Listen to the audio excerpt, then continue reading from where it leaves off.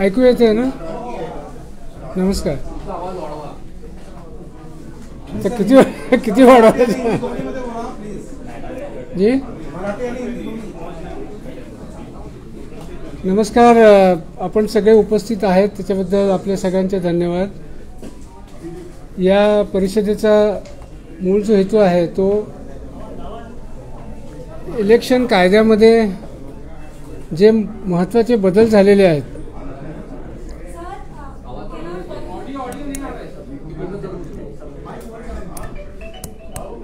बंद आहे का?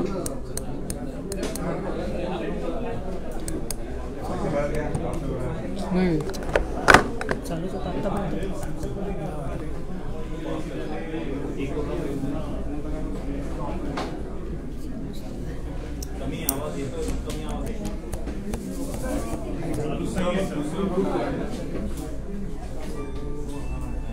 किंवा हातात दे माहीत नाही. हां नाही आता येतोय. धन्यवाद. आजची जी पत्रकार परिषद आहे त्याच्यामध्ये जो मुख्य हेतू आहे माझा की तो निवडणूक कायद्यामध्ये जे अलीकडे मोठे बदल झालेले आहेत आणि त्या बदलाचा इम्प्लिकेशन्स त्याच्याबद्दल असलेली सगळी माहिती आपल्यापुढे द्यावी आणि आपल्या माध्यमातून सर्व लोकांच्यापर्यंत ती माहिती पोचावी असा या परिषदेचा आजचा हेतू आहे. आपल्याला माहिती असेल की निवडणूक कायद्यामध्ये आणि कायद्याअंतर्गत जे रूल्स आहेत त्याच्यामध्ये एक मोठे बदल झालेले आहेत.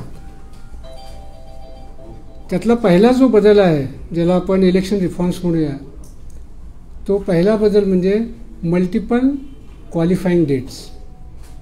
म्हणजे पूर्वी कसं असायचं की 1 जानेवारी ही एक क्वालिफाईंग डेट असायची आणि 1 जानेवारीला ज्यांचं 18 वर्ष पूर्ण झालेलं आहे त्यांना मतदार म्हणून त्याची नाव नोंदणी करता यायची.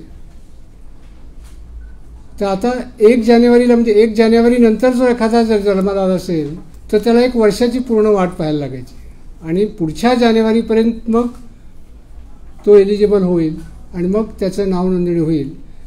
त्यामुळे बरेचसे जे यूथ आहेत विशेषतः तरुण वर्ग आहे तो याच्यातून बऱ्याच वेळेला वगळला जायचा. म्हणून जो कायद्यामध्ये हा बदल केला आहे त्याच्यामध्ये आता फक्त 1 जानेवारी अशी फक्त क्वालिफाईंग डेट नसून प्रत्येक क्वार्टरला ती डेट आहे. म्हणजे 1 जानेवारी त्याच्यानंतर 1 एप्रिल 1 एप्रिल नंतर मला वाटतं 1 जुलै आणि 1 ऑक्टोबर. त्यामुळे समजा 1 जुलैला समजा क्वालिफाय झाला तर 1 जुलैला सुद्धा त्याला नाव नोंदता येतं. त्याला पुढच्या जानेवारीपर्यंत वाट बघायची गरज नाही. त्यामुळे multiple qualifying dates for registration हा एक महत्त्वाचा निवडणूक कायद्यामध्ये बदल झालेला आहे. त्याच्यामुळे विशेषतः युवक जे आहेत ते मोठ्या प्रमाणात त्याच्यामधून वंचित होणार नाहीत केव्हाही निवडणुका लागल्या तरी. हा त्यामागचा उद्देश आहे. दुसरं जे महत्त्वाचा बदल झालेला आहे तो म्हणजे याच्यामध्ये जेंडर इक्विटी प्रिन्सिपल आणलेला आहे. म्हणजे आपल्याला माहिती असेल की जे सर्व्हिस वोटर्स आहेत विशेषतः आर्म फोर्सेस त्याच्यामध्ये जर मेल मेंबर असेल ऑफ द आर्म फोर्सेस तर त्याला पोस्टल बॅलेटची सुविधा प्राप्त व्हायची आणि त्याचे स्पाऊससुद्धा त्याच्यामध्ये कव्हर व्हायचे. परंतु जर फिमेल मेंबर असेल आर्म फोर्सेसची तर ती सुविधा त्याच्या स्पाऊसला पूर्वी नसायची. त्यामुळे आता त्यांनी हा शब्द वाईफ किंवा हजबंड हा शब्द काढून स्पाऊस हा शब्द टाकलेला आहे. त्यामुळे जेंडर ज्याला आपण इक्विटी म्हणू किंवा जेंडर त्याच्यामध्ये सेन्सिटाईज झालेलं आहे. त्यामुळे जसं हजबंडला जे अधिकार प्राप्त आहेत ते सुद्धा त्याच्या स्पाऊसला म्हणजे तिच्या वाईफला सुद्धा ते अधिकार मिळालेले आहेत. पोस्टल बॅलेट्स असतील किंवा जे काय असतील ते. हा एक दुसरा बदल झालेला आहे. आणि तिसरा बदल झालेला आहे तो म्हणजे इलेक्शन मध्ये ऑथेंटिकेशन ऑफ द वोटर्स ह्याला फार त्यांनी महत्त्व दिलेलं आहे की प्रत्येक वोटर हा ऑथेंटिकेट झाला पाहिजे त्याच्यामध्ये. आणि ऑथेंटिकेशनची मेथड म्हणून मतदार यादीमधला जो मतदार आहे त्याचं लिंकेज हे आधारशी केलेलं आहे. त्यामुळे आधार जर नंबर ह्या मतदार ह्याला जर लिंक झाला तर त्याचे दोन फायदे आहेत की आधारला लिंक त्याचा जो मोबाईल आहे त्याच्या माध्यमातून आपल्याला सगळ्या मतदारांच्यापर्यंत पोहोचता येतं. म्हणजे निवडणुकीचे जे काही नोटिफिकेशन्स आहेत त्याची माहिती आहे, तुमचं पोलिंग स्टेशन कुठं आहे, किंवा तुम्हाला जेव्हा व्होटिंग असतं ते व्होटिंग स्लिप्स त्याला द्यायचे आहेत, किंवा त्याचं एपिक कार्ड त्याला डाउनलोड करायचं आहे मोबाईलमध्ये. ह्या ज्या सुविधा आहेत ह्या सुविधा त्या माध्यमातून सगळ्यांच्यापर्यंत जाव्यात असा एक त्यामागचा हेतू आहे.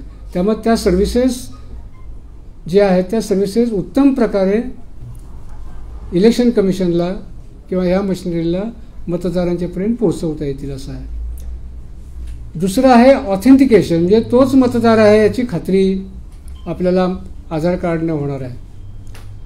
आणि एका पार्टमध्ये जर दोन ठिकाणी त्याचं नाव असेल किंवा एकाच कॉन्स्टिट्युन्सीमध्ये अधिक ठिकाणी नाव असतील त्याच मतदाराचं, किंवा दोन वेगवेगळ्या कॉन्स्टिट्युन्सीमध्ये त्या मतदाराचं नाव असेल तर ते आपल्याला आयडेंटिफाय करणं सोपं होऊन जाईल. आणि त्यामुळे हे डुप्लिकेट आहेत किंवा जे मल्टिपल रजिस्टर झालेले आहेत तर त्यांनासुद्धा याच्यामध्ये आपल्याला जे डुप्लिकेट झालेले आहेत ते याच्यामध्ये वगळणी करणं सोपं होऊन जाणार आहे. त्यामुळे तो एक ऑथेंटिकेशनचा मुद्दा आहे. पण याच वेळेला एक महत्त्वाची गोष्ट ह्या कायद्यामध्ये म्हटलेलं आहे की आधार हा क्रमांक मिळवण्याची जी प्रक्रिया आहे ती सुद्धा ऐच्छिक ठेवलेली आहे. आणि ऐच्छिक आहे याचा अर्थ तुमच्याकडे आधार कार्ड नसेल किंवा असेल आणि तुम्हाला ते द्यायचं नसेल तर मात्र दुसऱ्या पद्धतीने ते ऑथेंटिकेशन होणार आहे. आणि त्यासाठी त्यांनी 11 डॉक्युमेंट्स त्याच्यामध्ये नमूद केलेले आहेत की ज्याच्यामध्ये पासपोर्ट असेल किंवा मनरेगा कार्ड असेल किंवा इतर डॉक्युमेंट्स आहेत. ती नंतर लिस्ट मी तुम्हाला वाचून दाखवेन. तर त्या लिस्टमधलं कुठलं तरी त्याला देणं अनिवार्य आहे. जर त्याला ऑथेंटिकेशनसाठी दुसरं आधारशिवाय दुसरं काही नसेल, आधार नसेल त्याच्याकडे, तर त्याला ते दुसरं म्हणजे डॉक्युमेंट ऑथेंटिकेशन देण्यासाठी आणि त्याचा वापर करून ते नाव यादीतलं ऑथेंटिकेट आपण करणार आहोत. जे ही मोहीम जी आहे आणि हे कायद्यातले जे बदल आहेत ते 1 ऑगस्टपासून सुरू होणार आहेत. 1 ऑगस्टला हे सगळे लागू होणार आहेत. आणि म्हणून 1 ऑगस्ट ते एप्रिल 2023 या काळामध्ये कायद्याने असं म्हटलेलं आहे की जे एक्झिस्टिंग वोटर्स आहेत, जे नवीन वोटर्स आहेत त्यांना तर त्या फॉर्म्समध्येच ती सुविधा आहे, त्याच्यामध्ये आधार नंबर त्यांना नमूद करता येईल, ते ऑथेंटिकेट करता येईल, ते ऑनगोईंग प्रोसेस आहे इथून पुढे.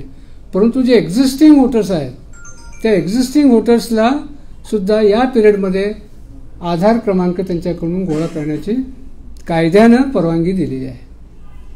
आणि म्हणून 1 ऑगस्टपासून ही संबंध देशामध्ये आणि महाराष्ट्रामध्ये सुद्धा त्यानिमित्ताने ही मोहीम आपण करत आहोत की ज्याच्यामध्ये हे आधार गोळा करून त्याचं मतदार कार्डशी एपिकशी लिंकेज करून ठेवायचं.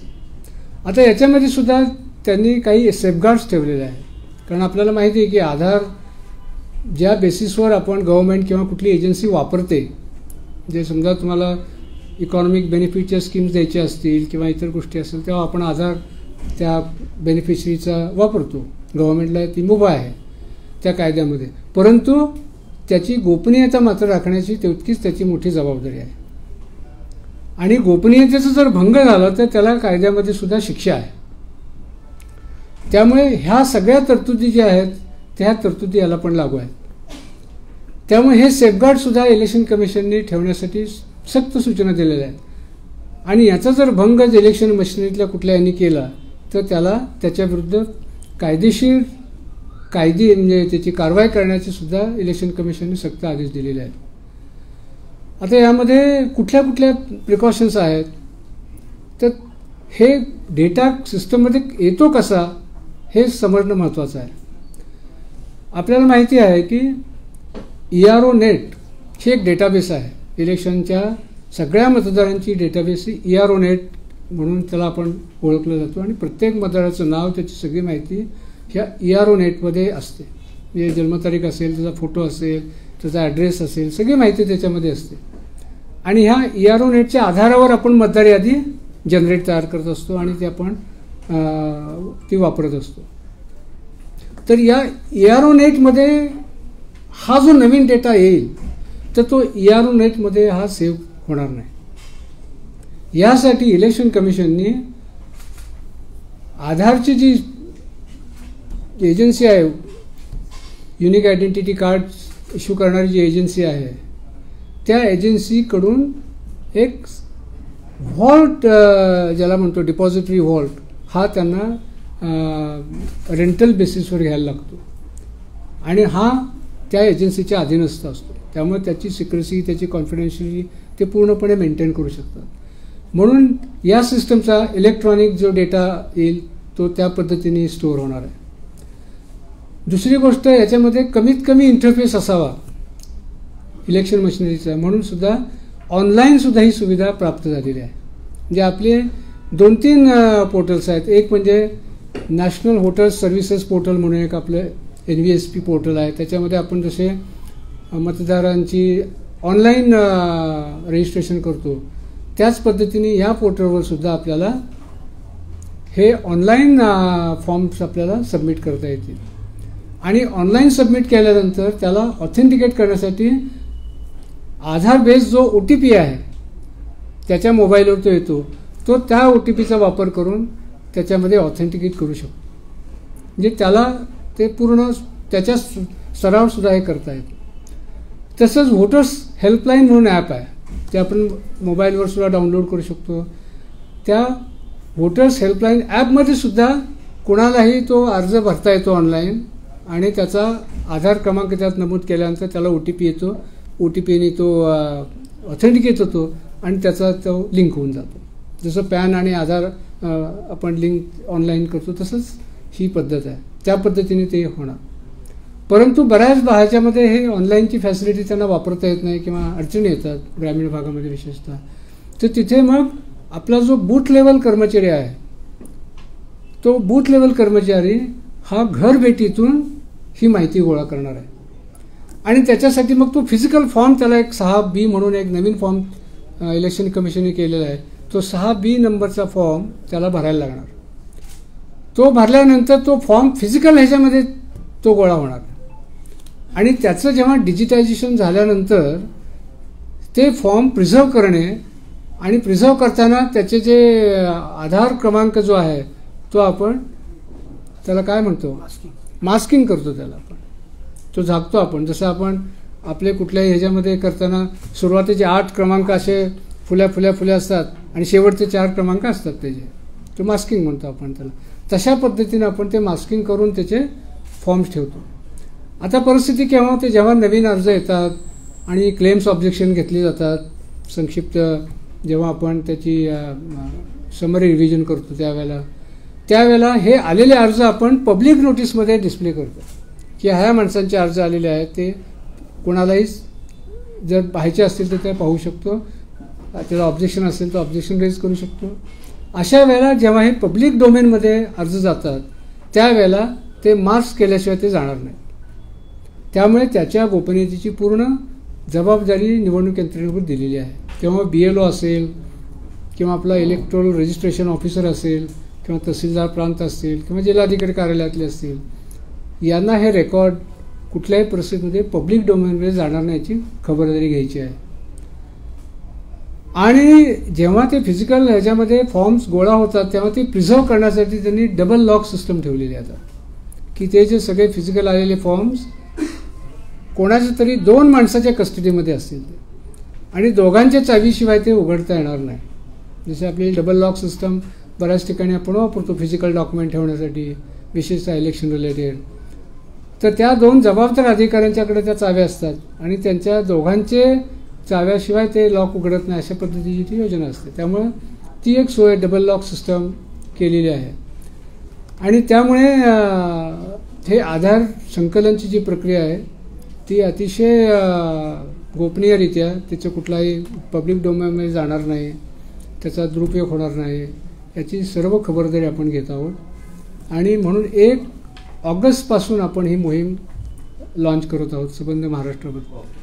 आणि याची माहिती आपल्याला सगळ्यांना व्हावी म्हणून एक छोटीशी एक नोटही आम्ही तयार केलेली आहे, ती आपल्याला द्यायला सांगितलेली आहे. त्याच्यामध्ये एक छोटंसं एका पानामध्ये एक छोटीशी समरी दिलेली आहे, ती आपल्याला उपयोगी पडेल. आणि त्याच्यामध्ये डिटेलच्या सूचना आहेत की हे संकलन कसं करणार, ऑनलाईन पद्धती काय, ऑफलाईन पद्धती काय, त्याचे कुठल्या कुठल्या सेफगार्ड ठेवलेले आहेत, त्याचे कॉन्सिक्वेन्सेस काय आहेत, आणि याच्याबद्दलचं मग ट्रेनिंग जे आमच्या सगळ्या मशिनरीचं आहे बूथ लेवल अधिकाऱ्यापर्यंतचं, ते ट्रेनिंगची पण व्यवस्था आमच्या इंडिपेंडेंटली केलेली आहे. त्यामुळे सर्व जिल्हाधिकाऱ्यांना, सर्व यंत्रणेला याच्याबद्दलचं एक सेन्सिटाईज करण्याचं एक सुद्धा काम सायमल्टेनियस चालू आहे. आम्हाला आशा आहे की मोठ्या प्रमाणामध्ये लोकांनी याच्यामध्ये सहभाग घ्यावा आणि त्यांच्या एपिकची जोडणी ही आधार नंबरशी जर झाली तर आपल्याला जे वोटर्स लिस्ट आहे ती अतिशय प्युरिफाईड फॉर्ममध्ये आपल्याला हे करता येते. आता आपल्याला माहिती आहे की आम्ही 2-3 पद्धतीने ही प्युरिफाय करत असतो मतदार यादी. पहिलीमध्ये ज्याला DSE म्हणतो, डेमोग्राफिकली सिमिलर एंट्रीज, म्हणजे नाव सारखं आहे, आडनाव सारखं आहे, त्याचं पत्त्यामध्ये काही भाग सारखा आहे, जे टेक्स्ट आहे ते सारखं आहे, तर ते अशा एंट्रीज आपण आयडेंटिफाय करतो सिस्टमने सॉफ्टवेअर रन करून. आणि त्या प्रत्येक मतदाराच्या तिथे भेट देऊन ह्यातला डुप्लिकेट कुठला आहे आणि खरं कुठे तिथे राहतो याची शहानिशा केली जाते. या पद्धतीने आपण सुरुवातीला आपण प्युरिफाय करायचा मोठा प्रयत्न केला.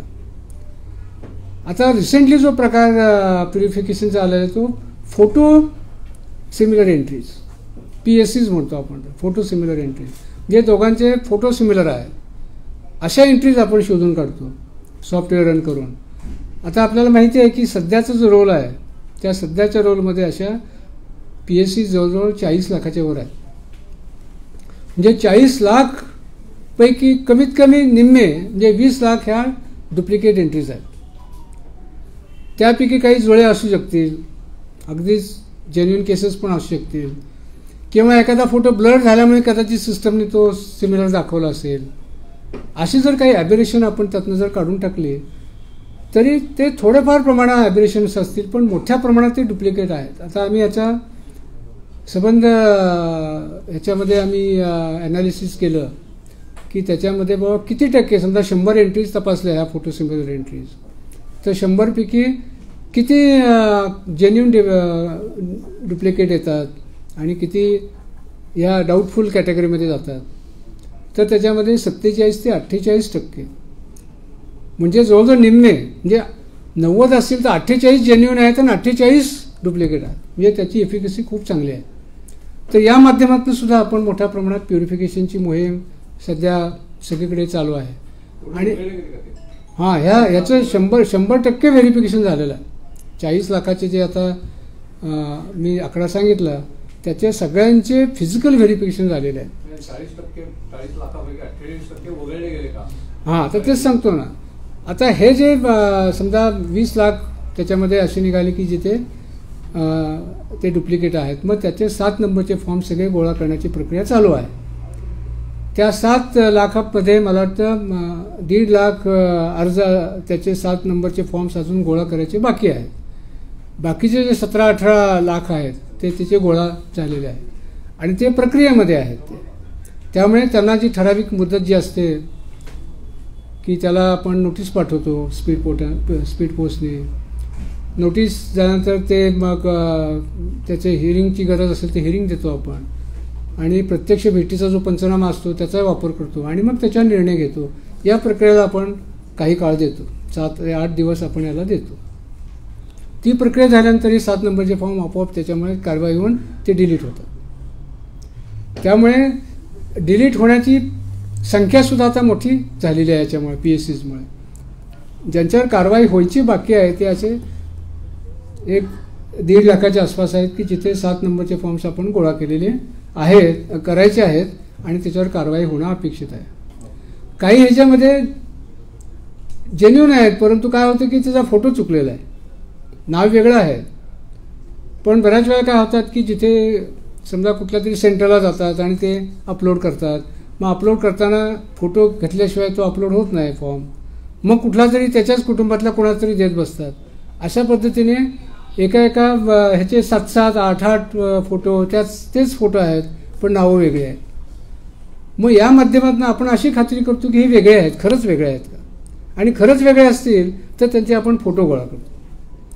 त्यामुळे त्याला आपण त्या फोटोमध्ये दुरुस्त्या करतो, त्यांच्या बाकीच्या गोष्टीमध्ये दुरुस्त्या करतो आणि त्या दुरुस्तीचे सुद्धा फॉर्म्स याच वेळेला आम्ही गोळा केलेले आहेत. आणि दुरुस्त्या किंवा वगळणी नसेल तर काहीतरी दुरुस्ती असेल, असे दोन्हीचे हे चालू आहे. मला वाटतं 15 ऑगस्टपर्यंत महाराष्ट्रातल्या सगळ्या मतदारसंघामधले हे जे व्हेरिफिकेशन झालेले अर्ज आहेत, एक तर दुरुस्ती किंवा एक तर वगळणी, ही 15 ऑगस्टपर्यंत पूर्ण होण्याची आमची नियोजन आहे आणि त्या नियोजनाच्या मार्गावर आम्ही आहोत. आता तिसरं टूल आपल्याला या माध्यमातून मिळालेलं आहे की आधार क्रमांकाशी जोडणे, आणि ते अतिशय पॉवरफुल टूल आहे. कारण आधार क्रमांक हा एकच आहे, युनिक आहे. त्यामुळे कोणीही नाव नोंदलं आणि त्याचा आधार क्रमांक जर त्याला लिंक असेल तर त्या स्टेजला आपल्याला कळेल की दिस इज डुप्लिकेट एंट्री. मग त्यावेळेला मग त्याला कशा पद्धतीने डील करायचं, त्याचे वेगळे प्रोसेस कशी आहे ती सुद्धा निवडणूक यंत्रणेला त्यात ट्रेन करण्याची प्रक्रिया चालू आहे. त्यामुळं मोठ्या प्रमाणामध्ये आपल्या डुप्लिकेट एंट्रीज याला आळा बसेल आणि आपली जी वोटर्स लिस्ट आहे ती अतिशय मतदार यादी अतिशय सुदृढ म्हणू आपण त्याला, व्हेरी हेल्दी, आणि त्याची हेल्थ चांगली असेल अशा पद्धतीची हे एक नवीन टूल आहे. आणि this is a very good reform initiative.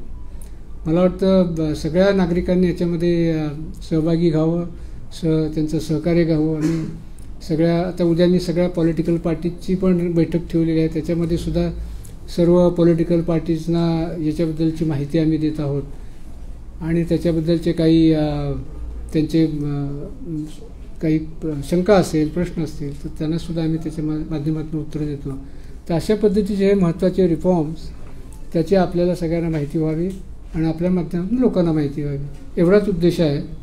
तर याच्यामध्ये काही आपल्याला प्रश्न असतील तर. प्रश्न आहेत की एकतर पहिली गोष्ट की आधारशी जरी संलग्नीकरण कंपल्शन नसलं तरी जे इतर 11 डॉक्युमेंट आहेत आयदर आधार किंवा ते दुसरे 11 डॉक्युमेंट हे कंपल्शन आहे का. एक दुसरा प्रश्न सर असा की आधार येतोय याचा अर्थ बायोमेट्रिकल डेटा पण आपल्याकडे येतोय, तर पोलिंग बूथ लेवलला ज्यावेळेला प्रत्यक्ष मतदान होईल त्यावेळेला ज्यावेळेला एखादा वोटर चॅलेंज केला जातो त्यावेळेला त्याचे बायोमेट्रिकल क्रेडेन्शियल्स तिथे चेक केले जातात. मी मगाशी जसं सांगितलं की ही गोपनीयता ही अतिशय महत्त्वाची गोष्ट आहे याच्यामध्ये. त्याचा कुठलाही आधार क्रमांक पब्लिक डोमेनमध्ये जाणार नाही. समजा तुम्ही अर्ज भरला आणि कोणी यांनी समजा ते चॅलेंज केला तर त्याला अर्ज पाहायला मुभा आहे काय त्या अर्जामध्ये लिहिलेलं आहे, म्हणून त्याच्यामध्ये जो त्याचा आधार क्रमांक आहे तो आपण मास्क करतो, तो आपण झाकून ठेवतो तिथे. नाही सर, प्रत्यक्ष मतदानाच्या वेळेला ज्यावेळेला वोटर चॅलेंज केला जातो तेव्हा त्याला व्हेरीफाय करायला त्याचं बायोमेट्रिक नाही, त्याचा ह्याचा काही संबंध नाही. ह्याचा काही संबंध. त्याच्यावर त्याला इलेक्शन आयडेंटिटी कार्ड असतं आणि आपण म्हणतो जेव्हा मतदानाला येतो त्यावेळेला सुद्धा अनेक डॉक्युमेंट्स, कुठलेही डॉक्युमेंट त्याला दिले तरी त्याचं ऑथेंटिकेशन होतं.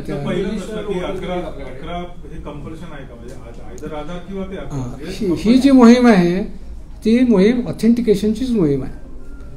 त्यामुळे आधार असेल तर that is the most desired authentication method.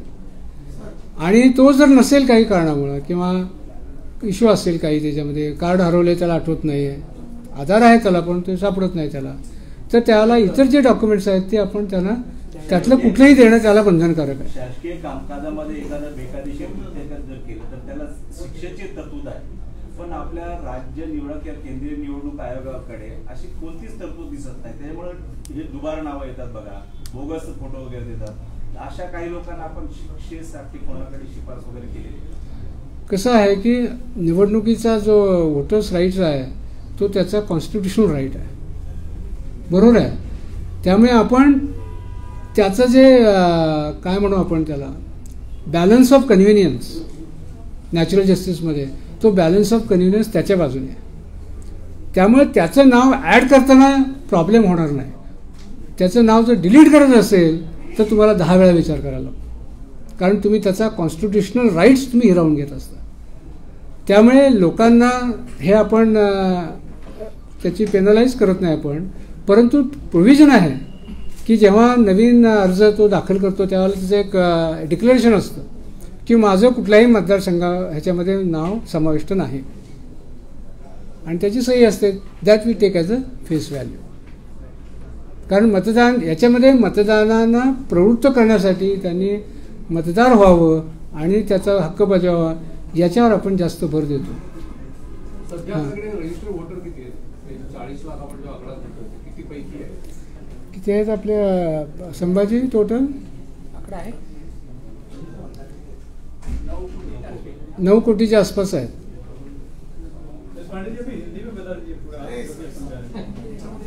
Aadhaar card संलग्न केल्यामुळे तुम्हाला वाटतं का दुबार मतदार पुन्हा सापडणार नाहीत? आणि दुसरी गोष्ट याची सक्ती होऊ शकते का?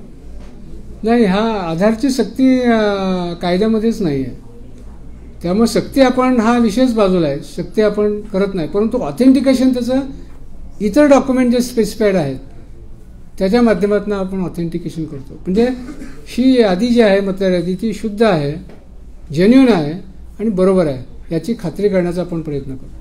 त्यामुळे तो ऐच्छिक जरी हा गोष्ट असली तरी ऑथेंटिकेशनसुद्धा कॅम्पेनचं हे महत्त्वाचं अंग आहे. मग त्या दृष्टीने हे 1 ऑगस्टपासून जे कॅम्पेन होणार आहे त्याच्यामध्ये हीच गोष्ट महत्त्वाची आहे की आधार लिंक केला तर काय होतं की त्याचा मोबाईल त्याला ॲटोमॅटिकली कनेक्ट झालेला असतो, बरोबर की नाही? त्यामुळे उद्या इलेक्शन कमिशनला ज्या काही सुविधा द्यायच्या आहेत त्याच्या मोबाईलच्या माध्यमातून त्या इलेक्शन कमिशनला देणं अतिशय सोपं होऊन जाईल. So that is added advantage of enhanced service delivery और सर्व्हिस कस्टमर ओरिएंटेशन. त्याला ज्या काही सर्व्हिसेस आहेत त्या इलेक्शन कमिशनला देणं सोपं होऊन जाईल. स्लिप वगैरे देते. जसं आपण मतदान जेव्हा करतो त्याला वोटर स्लिप त्याला देतो, मग वोटर स्लिप त्याला त्याच्या मोबाईलवर येईल. मग त्याला तिथे असेल पार्टमध्ये कुठला आहे, त्याचं मतदार केंद्र कुठे आहे, माझं नाव कुठल्या क्रमांकाला, सगळी माहिती त्याला ऑटोमॅटिकली त्याच्या मोबाईलवर मिळेल. त्याला दुसरीकडे जाण्याची गरज राहणार नाही.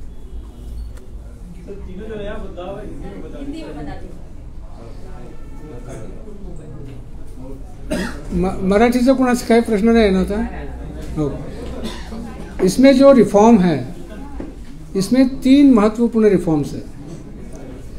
पहला जो रिफॉर्म है उसमें जो मल्टीपल क्वालिफाइंग डेट जो है, इसमें पहले क्या था कि 1 जनवरी that is was the only one qualifying date, कि 1 जनवरी को जिसका age is complete 18 years, he is eligible to be registered as a voter.